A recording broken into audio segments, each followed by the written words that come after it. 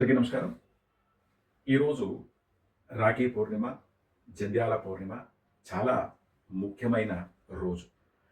ఈరోజు సోదరులకు సోదరి రక్షాబంధన చేస్తే గనక అది ఒక దివ్య బంధనం. ఆ సోదరి ఆశీర్వచనాలు ఆ సోదరుడికి కలుగుతాయి అని ఒక ప్రగాఢ నమ్మకం. అలాగే ఆ సోదరి ఆ సోదరుడికి ఏమి చెప్పాలి అని నేను శాస్త్ర ప్రకారం కాకపోయినా ఇప్పుడు ఉన్న కాలానుగుణంగా ఎలా చెప్పాలి అనేది మీకు విన్నవించడానికి నేను వచ్చాను. దయచేసి ఈ వీడియోని తూచా తప్పకుండా చూడండి.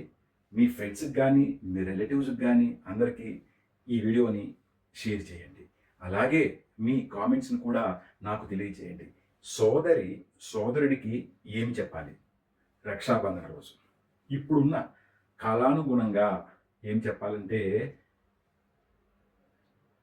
అన్న లేక తమ్ముడా, నువ్వు రోడ్డు మీద 2 వీలర్ వెహికల్ తీసుకెళ్తే కనుక హెల్మెట్ కంపల్సరీగా వాడు. అలాగే 4 వీలర్ వెహికల్ కనుక నువ్వు వాడితే నువ్వు సీట్ బెల్ట్ కంపల్సరీగా పెట్టుకో అని తూచా తప్పకుండా చెప్పాలి. ఎందుకంటే బయట పరిస్థితులు బాగాలేదు. సోదరి సోదరుడికి చెప్తే గనక అది తప్పకుండా సోదరుడు పాటిస్తాడు. ఎందుకంటే ఒక చిన్న పని చేయొచ్చు మనం.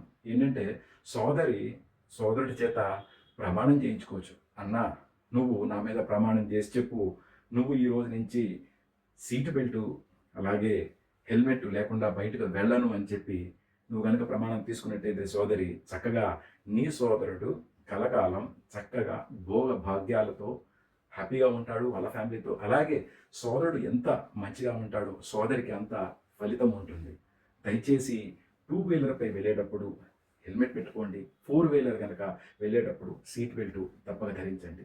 అందరికీ రాఖీ పూర్ణిమ శుభాకాంక్షలు. మీకు కనుక ఈ వీడియో నచ్చినట్లయితే please comment and subscribe my channel. Thank you so much. Survey జనా సుఖినో భవంతు.